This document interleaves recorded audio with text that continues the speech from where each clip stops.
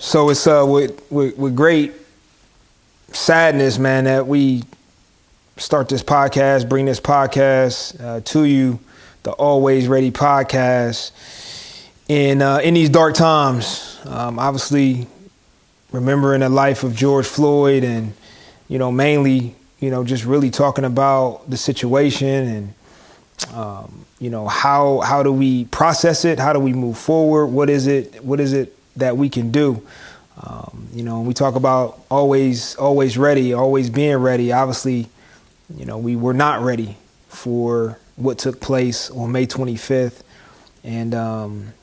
But we want to challenge ourselves to be better as people, be better as a community, be better as a nation, be better as a world, man. So we can be in better position and be ready for future incidences that may occur and hopefully don't occur, right? We can prevent some of these things from happening, man. But, man, it's deep, man.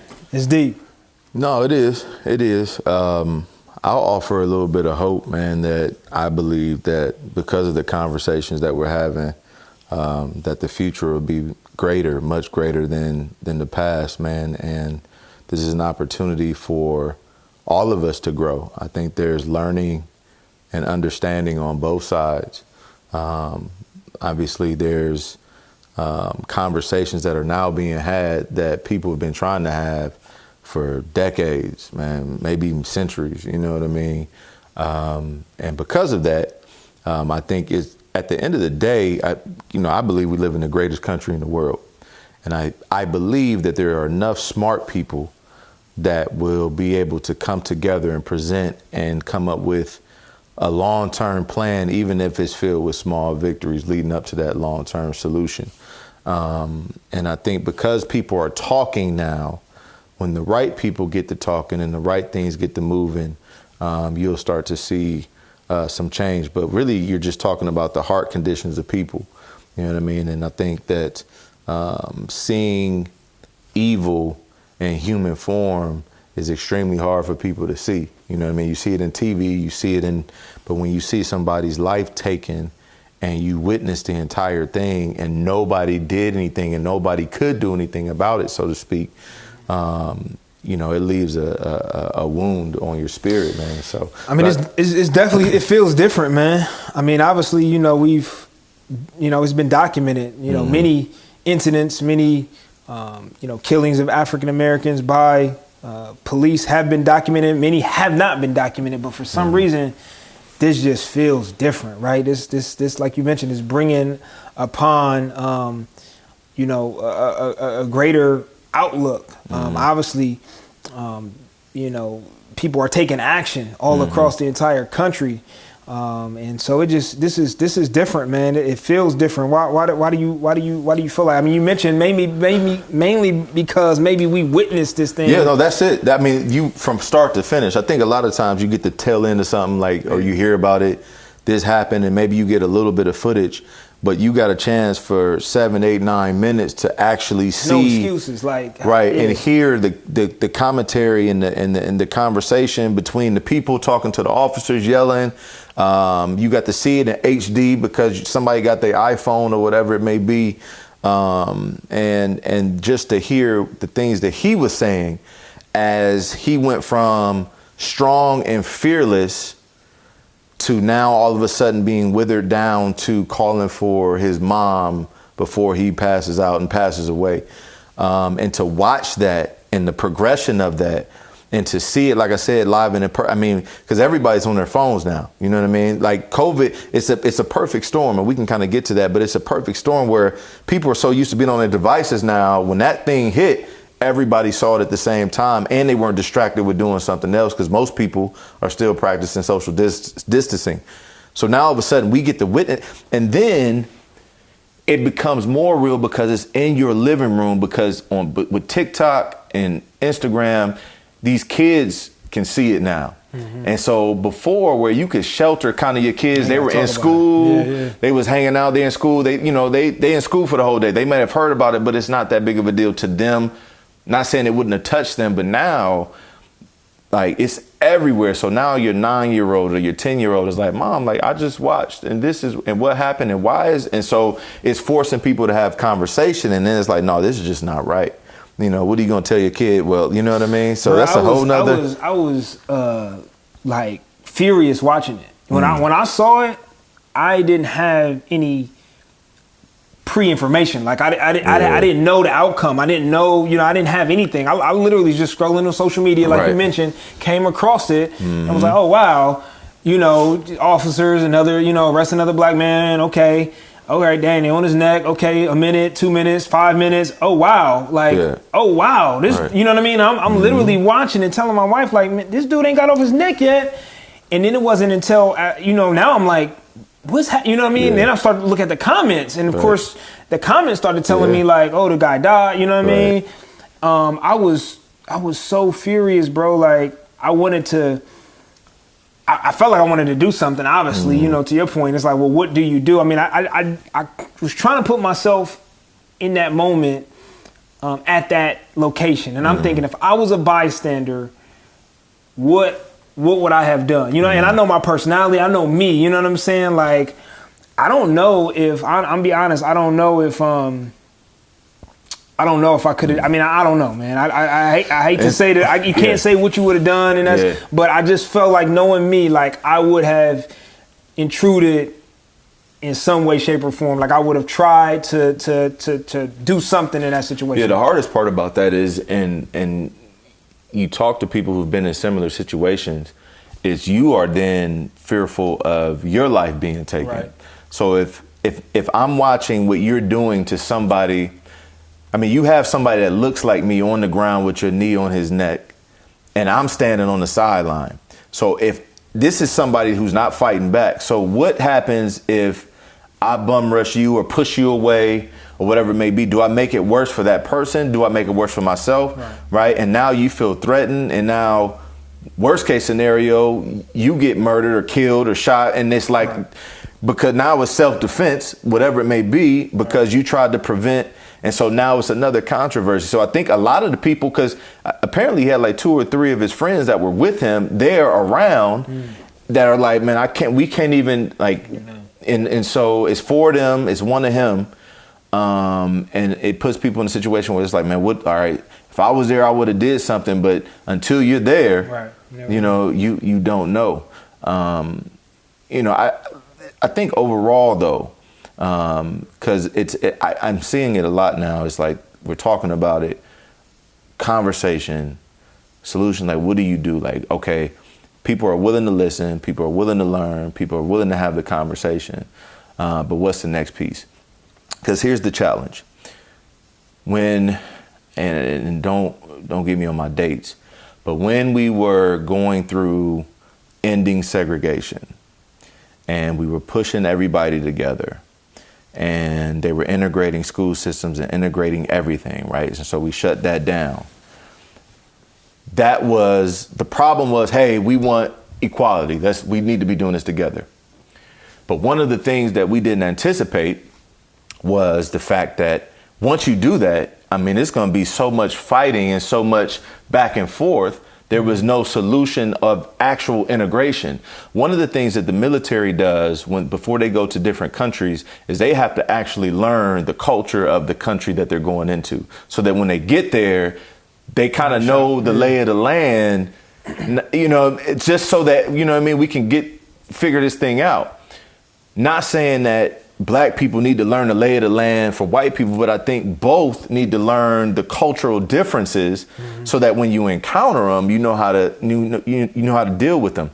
So back when we, desegregated and all of a sudden we're in the same schools, you had more violence, more riots, more racism, because it got forced.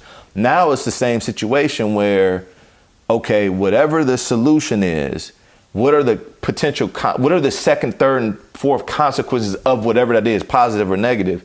Because I think people are willing to listen. But now what, right? Because we know a bunch of great police officers. We know a bunch of awesome. Yeah. However, like anything else, it's funny. You can practice all you want on the field, like football practice. You can practice all you want. You get in practice, you balling in practice. Bruh, like you get under them lights and it's 100,000 people watching and it's millions of people around the world and you playing under the lights and it's fourth down. You don't know who you're gonna be, right? You looking for those people. Like the real you usually doesn't show up until it's under pressure, and nobody really knows who they are. So it's like, man, these police officers need to be, and it's like nobody really knows until they're in that situation. Right. So, and you don't have opportunity to. I mean, think about it. Police. Just the whole industry as a whole, you know what I mean? Public safety, there's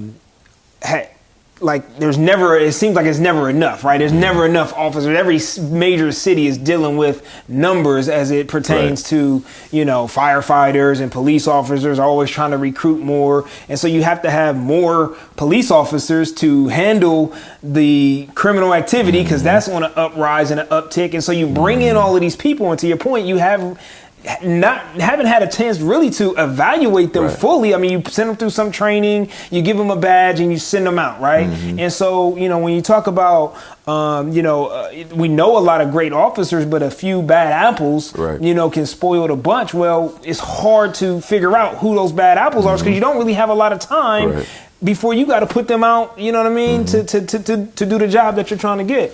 And somebody said this to me, though. They said, this is the industry where you can't really afford to have bad apples. Right. You know what I mean? I mean, one bad apple, okay, I get it, but they related it and made the analogy of airline industry. Pilot, You know what I mean? Like, can you want to just, we got a couple bad apples. I don't know which ones, but jump on the plane and figure it out. Like, nah, you can't afford to do that, man. And, when these guys, take that badge and, oath on oath, the pledge to have this notion of respect and honor and and then they put forth these actions that go against that. Like, it's, so do you think maybe like a psych evaluation or another level or layer in the training is necessary to figure out where this person comes from, how are they raised, what are their ideals, what are their, how when an athlete gets drafted, they look at his tweets from the last 15 years, right? Like, I mean, I think it's got to be something maybe more on the front end, but I think it's got to be something continuous. What happens is, these officers, you become an officer, from my understanding, right? But what I understand is, say you become an officer, and then you have some like measurements throughout the way and some milestones that you have to meet, some benchmarks, you got to stay in shape, physical conditioning and so forth and so on. But I don't necessarily know if there is an extended evaluation process throughout someone's career, because what you may think as a 20-year-old coming into the academy, over time you may have developed into feeling a certain way. You may have, who knows what you might have been through some bad divorce, traumatic experience have happened to you, got PTSD, like anything could have happened in your 20, 30 year career that have caused you to process information and think a little differently. So, I mean, obviously I think one thing that should be done is a deeper evaluation as folks' career continues to go on, and make sure that you are still that same person that took that badge of honor. Somebody was making an argument on Twitter, just from a data standpoint, and I believe it was 2019, maybe statistics, and they were saying that more white males were killed by police officers than black males last year. And so they were saying that the media is forcing the race issue and the fear issue just to drive clicks, to drive viewership, and how white men are dying and black men are dying. But when a white man is killed by the police, it's just normal. But when a black man is killed, it's abnormal, right? It just shouldn't have happened that way. So like, there's that side of the story too, right? Like, so we see that, what I mean? I believe that. So my question, I guess, is, do you think it's more of the, like the gentleman was saying, like, okay, people are dying by the hands of police, this is an overall problem, or is it just more like, no, this has been happening to us for so long that this particular type and this particular way is the problem? Not, you know what I mean? Like, don't know if I'm phrasing the question right, but No, I mean, I think I understand, and I think, well, too, when data is data, right? So you got to look at it, and you can slice it up either way you want it. I mean, you can look at simply numbers. Well, there's more whites than there are minorities. All right, so those numbers should be higher, right? But I think, and again, I think what we're seeing is. And we don't necessarily, to your point, what you mentioned, we don't necessarily know all the ins and outs and the backgrounds and what happened and the backstory. And all we see is like really ultimately kind of like the end result and the action. But it seems like what we're seeing it in a much more violent, aggressive manner. And particularly in this George Floyd situation and case, we saw the guy on his neck for 8-9 minutes. No excuse. Like, could have been so many ways to diffuse that situation. You know what I'm saying? Regardless of what happened, what he did, like, it was a criminal action. You know what I mean? Negligence on this officer's part, and almost to the fact, even when I was watching, I was like, yo, he's kind of getting off on this. Like, he's enjoying this. They showing his hand in his pocket. Like, I mean, he doesn't seem that there's any threat. He doesn't feel intimidated. Like, I mean, he's just almost relaxing. You know what I'm saying? Like, enjoying causing pain and infliction. And so I think that's ultimately most of the time we're seeing that type of action when we do see it. Now, not to say that it's not happening, to white or any other race or gender or ethnicity, but it seems like when it is against African Americans, it's a little deeper rooted. You know what I mean? It's coming from a place of hatred or racism or not even giving a chance for this person to clear up this situation. I mean, we've seen it so many times where white people, in mass shootings get treated to food and chicken and, we're going to just walk you out nice and calmly. Right. But yet, an African-American done something very, on a grand scheme of things, like a very petty crime, yet getting the brutal end of it. Here's what I will say. Again, I oftentimes try to look at both perspectives and try to understand it, to your point, like as a global view, or at least a holistic view. And what I will say is, I'm African American, we African Americans, this affects us, right? It impacts us. Like, we gotta, be careful on how we move and act. And, one of the things that, I try to do just as a person is I'm gonna try to make sure that I'm not putting myself in those type of situations. Now, granted, can anything happen at any time and you get, mistaken identity or, you get profiled and, of course we've seen those things, but I'm going to do my best, right, to not put myself in those positions. And so sometimes, obviously, when things are happening, I mean, if we look at it, we are in the wrong. Right. You know what I mean? Now, I'm not making no excuses or no exceptions on what the outcome end up being. But sometimes we gotta look at it. Hey, man, if you weren't doing X, Y, and Z, right, then that could have been eliminated. So what we got to do, number one, is we got to understand, put ourselves in the best position that we can possibly be. You know what I mean? And be conscious about that. Now, again, things are going to happen outside of our control. Things are going to happen. People are going to be malicious, man. But we got to do the best job that we can do, especially as we're husbands and we're fathers. Like, we got to keep that in mind, man, and start moving and acting accordingly. Yeah, that brings up a broader issue, and it's the area that we serve with Driven, and with the foundation. We've on purpose.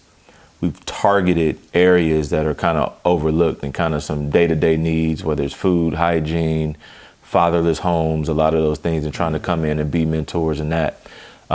Because in the mindset, a lot of the times our people are in situations that they shouldn't be in, not necessarily because they want to, but now you got to survive. Right. And so it goes even further than that, where my mindset is I got to figure out a way to make this happen.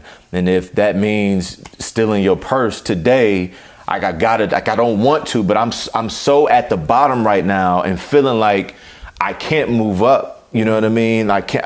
You know what I mean? My education's not right. Our schools aren't right. I'm not getting our nutrition's in the school is not right. Like our education numbers are crazy. Like truancy is crazy. Like all these different things going on in these communities.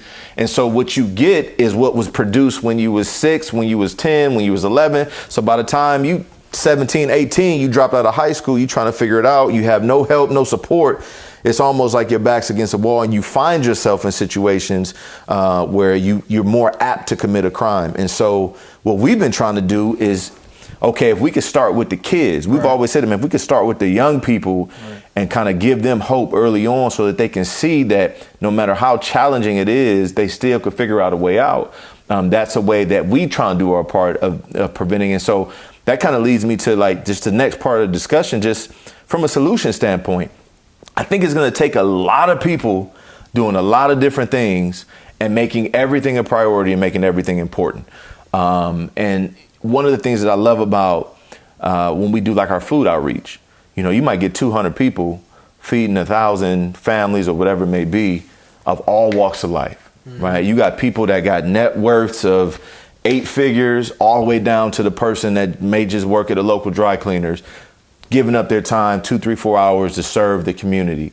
Like that is how you make lasting change, by doing that consistently, not just at one event, but over and over and over and over, and making it a priority to stop what you're doing, make it about we instead of me, and then dropping down and say, hey, what can I do to help across the board? That's a part of it. Part of it is dealing with the police officer. So long term, what do you think, like if you had to offer up just a piece of the puzzle, because say it's 100 pieces, just a piece, what do you think would be a good way to start, and what area? You know what I mean? Like, is that town hall meetings? Is that panel discussions? Because I personally don't like panel discussions or town hall meetings. I don't like revving up everybody and a whole bunch of people throwing about a whole bunch of ideas and ain't nobody moving. But what do you think is something that is an action item maybe for even somebody listening today to be able to be a part of the solution? Well, that's a good question. I think, even before you dive into that, I like to give what I like to call the 3 U's. Anytime we evaluate in some level of performance, I look at 3 U's, and I say if performance is not meeting expectations, well, there may be an awareness issue. Okay, so people, a person, a process, a system, something may be unaware, right, of the goals, of the expectations, of information, whatever we need. You're either unaware, you're unable, okay? So if there's an issue, lack of performance, there's an ability issue, like you're unable to perform for whatever reason. You don't have the right resources. You don't have financial support. You know what I mean? You don't have the right food. Like you're unable to perform, or you're unwilling. You're simply unwilling. And so, first thing, I think we almost kind of got to work backwards, right? And start with that willingness piece. If you are unaware and unable, well, the good thing is that we can usually put some things in your presence and surround you with some important resources to make you more aware and make you more able. If it's a willingness issue, then there's some other things that we got to look at. So number one, we got to start with those folks that are willing, that have declared, I'm willing to make a difference. I'm willing to see some change, white, black, everybody, green, purple, yellow, everybody, I'm willing to see something different, and I am willing to commit my time and commit my resources, and I'm willing to do something about it. All right, so you start with those folks that are unwilling. You're not gonna be no help, right? So go keep doing whatever you're doing, just keep your distance, right? Got to start with the folks that are willing. Then I think we do have to, work on the awareness piece. We as individually need to be more aware of ourselves. We need to be more aware of those folks around us who look like us and who do not look like us. All right. We need to make ourselves more aware of what's going on. And then we need to understand what is it that we need to be able to reach that, fullest potential or peak performance or, optimum, outcome. Like, what is it that we need? Okay. And that starts, like I said, as an individual. I think it starts in the home. It trickles down to our communities and our neighborhoods and our cities, at every single layer, to the state level, to the government level. We need to figure out, okay, what is it? What resources? Okay, we talked about poverty, right? Mm-hmm. Okay, so people they don't have the ability to eat nutritious meals. Mm-hmm. They don't have the ability to afford, have affordable housing. Okay, so now they're on the street. Now they are committing crimes.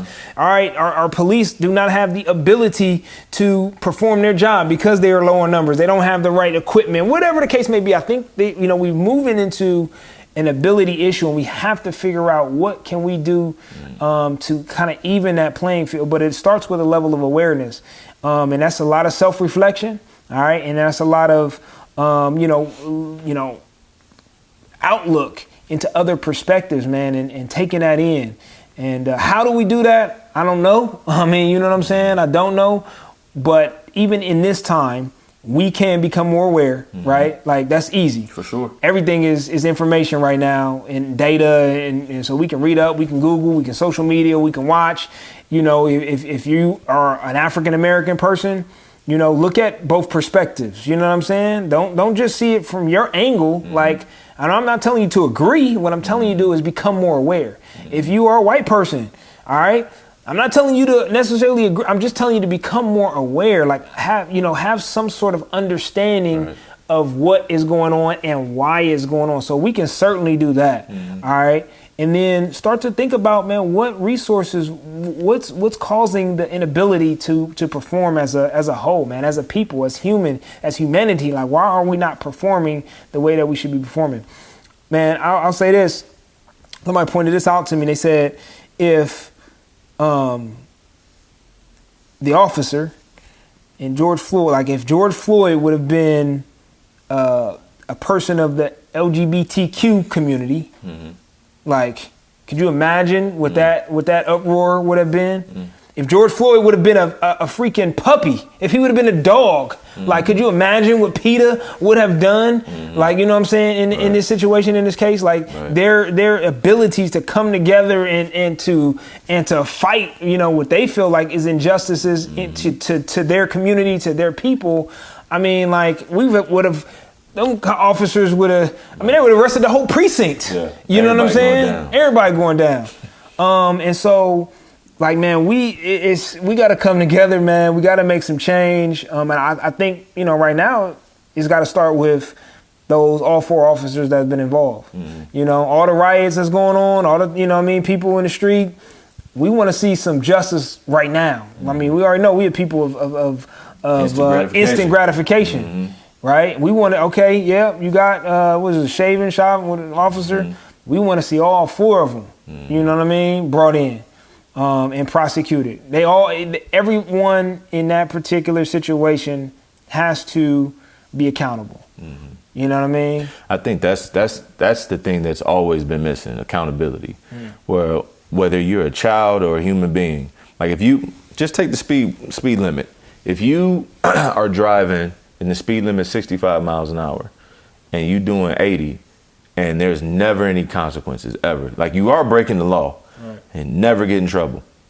And then the one time or 2 times that you get pulled over, they pull you over, you've never had a ticket before, but you're still doing 80 and they give you a warning, chances are you're going to go back to always doing 80 or 85 because there's never any consequences for your action. There's nothing that makes you feel like I probably shouldn't do this. The bottom line is the speed limit is 65 for a reason. All the smart people and engineers came together and said, y'all can go at this speed limit and it's going to prevent accidents. Well, everybody pushes the limit. So I can push all the way up to, you know what I mean? Like, I push to 70, I could push to 72. They may pull me over at 75, but if I know a couple people, I might be able to, you know what I mean?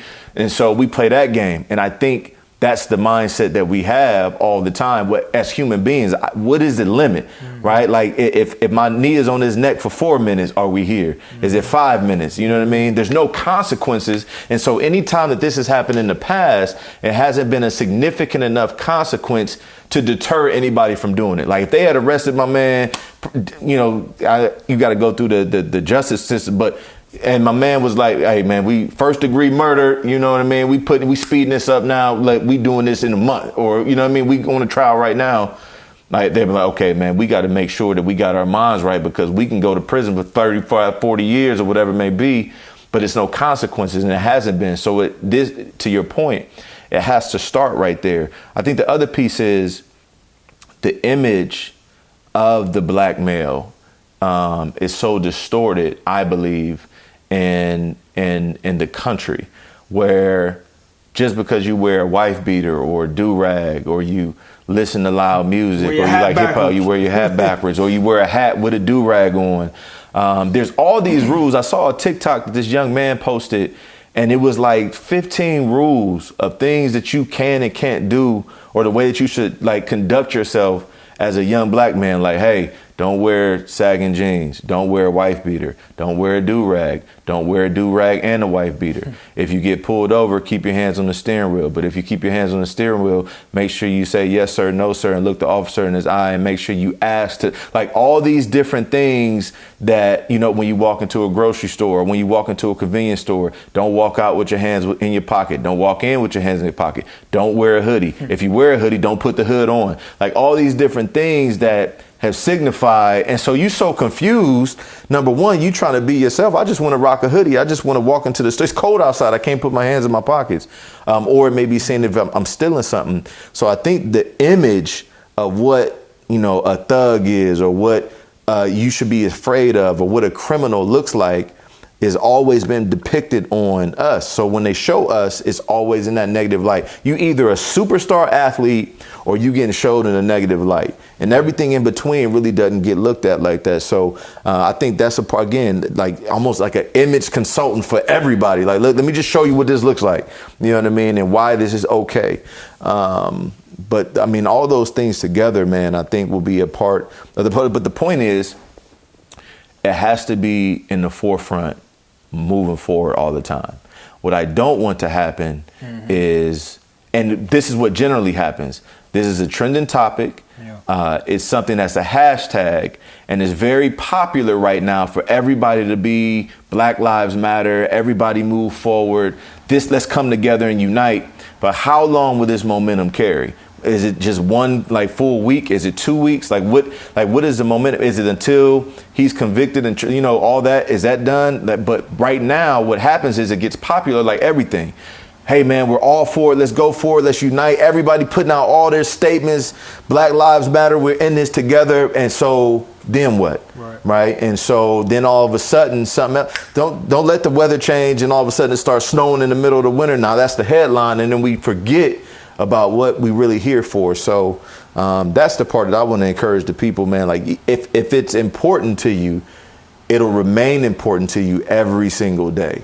So what does that look like? Because right now, obviously, people are mad, people are furious, people are, you know, protesting, obviously taking it to the whole next level and rioting and looting. So what does that look like? I mean, if we want to continue to have the conversation top of mind and continue to demonstrate, you know, our hurt and how important that this is, and how important that we see some action.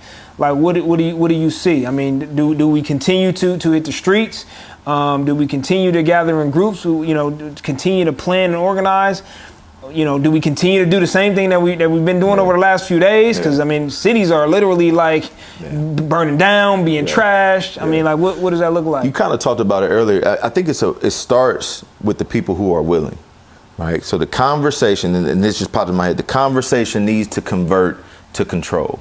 And by control, I mean controlling your own realm of influence, right? What are you going to do personally to be a part of this united front moving forward? So is that, hey, I am good at these things, and I'm going to now shift or use my gifts and my talents and or resources and divert them towards a cause or something that I know is moving that mission in this particular direction. It can't be, hey, occasionally I'm gonna send out a tweet. Now, it's good to throw out something like that and to show support from that standpoint. But I think the only way that real change is created, like every other movement in the past, is everybody, white, black, and everybody in between, has to come together and work and move it forward together. And it's going to be extremely uncomfortable, but I think it's going to be a lot of conversation and dialogue. I mean, we doing it now. Everybody around the whole world is talking about this. But when does it get converted to a different type of control or change? When does conversation convert to change? And it's not going to happen unless it's a priority for everybody moving forward, right? Like if you got a leaky faucet in your house, or you got, you walk in and your whole bathroom flooded, bro, like it's impacting everything. And until you take care of the problem, I mean, you could sop the water up, but you can't turn the water back on. So we got to make sure we take care of the problem before we move on to why the garage is squeaky. You know what I'm saying? Like this is a massive problem right now. And if it's not fixed, then you calling your uncle Scooter to come in there. Uncle Scooter come in there, he get your water up and he'll tell you it's clean. But a year later, when them pipes freeze again, you got the same problem again. You know what I mean? And that's what keeps happening. Colin Kaepernick was 4 years ago. You know what I mean? Same conversation, same dialogue, took a knee, did the whole thing, uproar.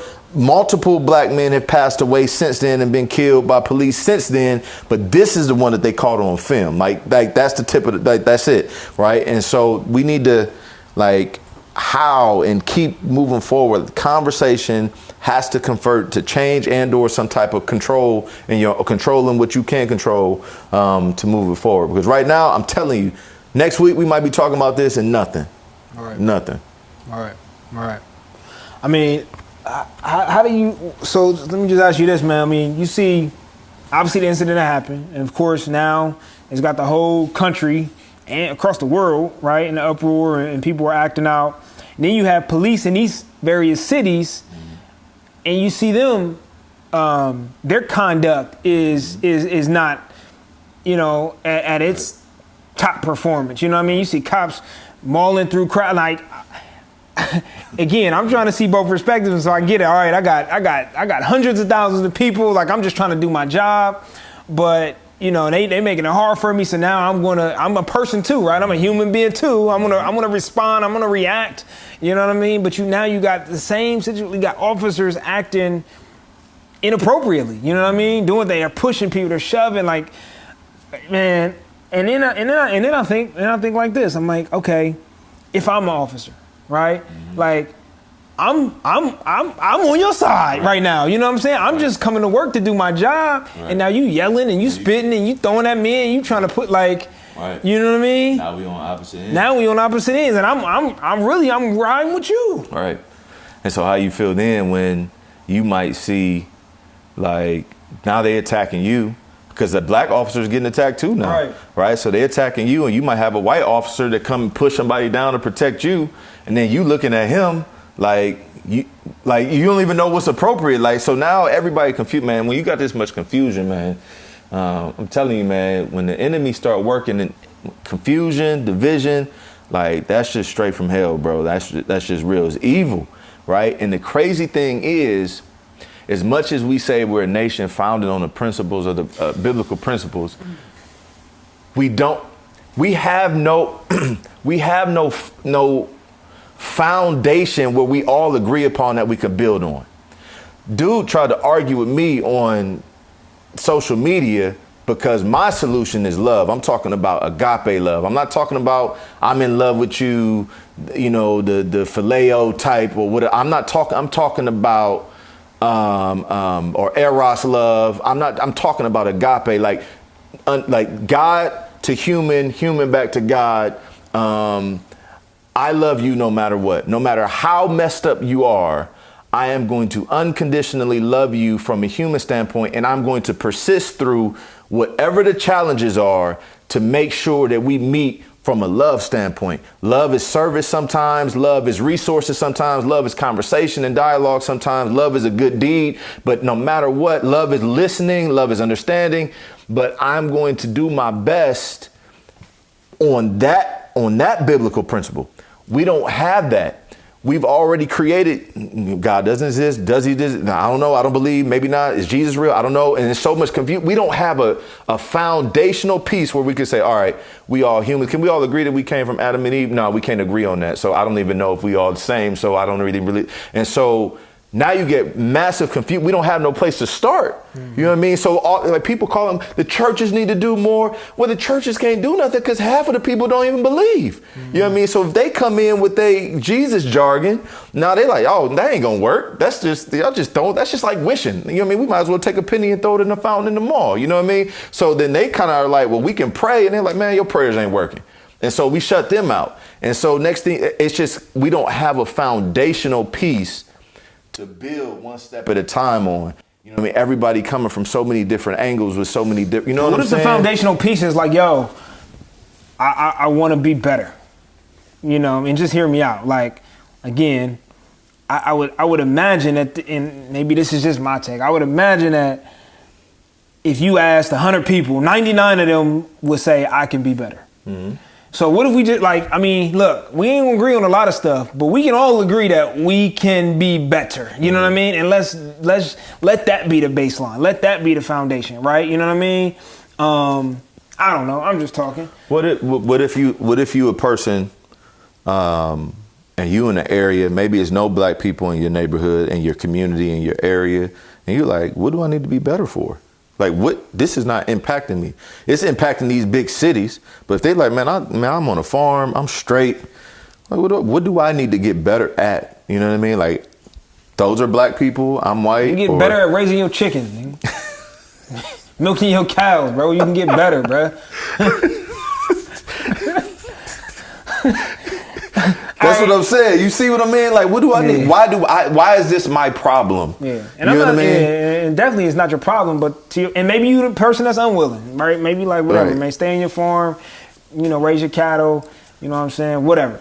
Now check this out. I did see what was it, a sheriff, and I can't remember exactly the city, man, but Michigan, unfortunately. Michigan? Yeah, okay, the state up north. Is that the one he was like, yo, I'm rocking with you. And I'm walking with y'all. Now think about that. That's powerful. All right. Yeah, absolutely. Now, all right, take our city, man. We in Columbus, and Columbus was surprisingly, Columbus was one of the first cities. I seen LA, I seen Minneapolis, of course. Mm-hmm. Then I seen LA, and then it was like Columbus, and then we after it. Right. You know what I'm saying? Okay. And we've seen even our Columbus police not acting, you know, the way they should, maybe, you know what I mean? Again, and you don't know because, I mean, you ain't been trained like this. Right. You know what I mean? You in the full court, you in the heat of the battle. You don't know how people going to respond and react. But man, taking a step back, and not even taking a step back, because we can still move forward with this. What if the officer, just hear me out on this one. What if our officers, our police department would have came together and said, you know what? Yes, we're going to protect the city, but we're gonna all come together and we're gonna walk with you. Right? We're gonna walk with you. We're gonna walk alongside of you. We're not gonna stand on one side and block you. We're gonna walk amongst you, like right with you, right? Yeah. You know what I mean? Number one, I mean, that alone would probably stop some of the violence to the buildings and some of the stores and other people. Like I'm right alongside with you. You know what I'm saying? I think that was a great demonstration by that sheriff officer or public safety servant and his group and organization. And I really honestly think, man, that's something that we should take a look at. You know, now I don't know, can you go back at this point? But I would say, I'm tell you what, if I was in command, you know what I mean? I would say, nah, because here's the deal. Again, when we talked about, a couple bad apples, I believe that, and I know a ton of great officers behind the badge, a ton of good people behind the badge that just happen to be officers, right? That's what they do. Yeah. You know, they've called to serve. That's what they love to do. Many of these, have a mission to serve in that capacity. They're good people. You know what I mean? And I think it's time, and I've seen some officers do it, but I think the officers are the ones that have to stand up. Yeah. That's not us. Right. You know what I mean? That's not who should be representing us as a whole. Right. And if I'm against that, I think what happens is these officers, you know what I mean, the police department and these bureaus, like they got a weird hierarchy. I mean, you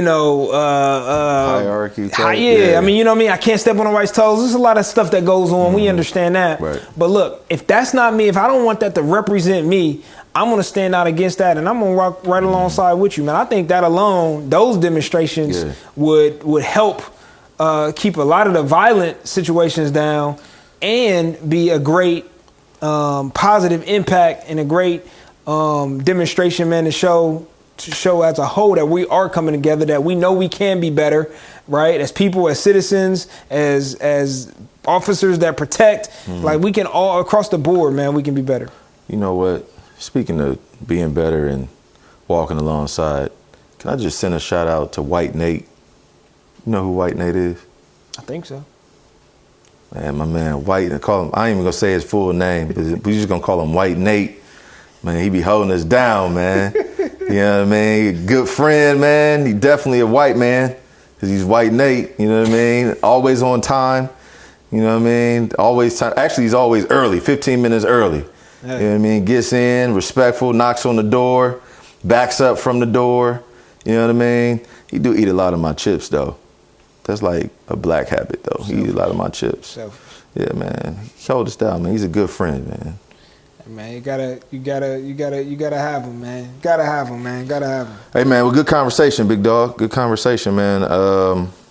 I think hopefully the people got something from it, man. I know I did. If nothing else, just outlet. Yeah. Just talk through it, man. You know what I mean? Have some discussions. Have discussions with some of your friends and family and loved ones, man. And I think, to your point, I mean, yeah, a lot of talking is done, but not meaningful, intentional conversations. You know what I mean? A lot of talking about it.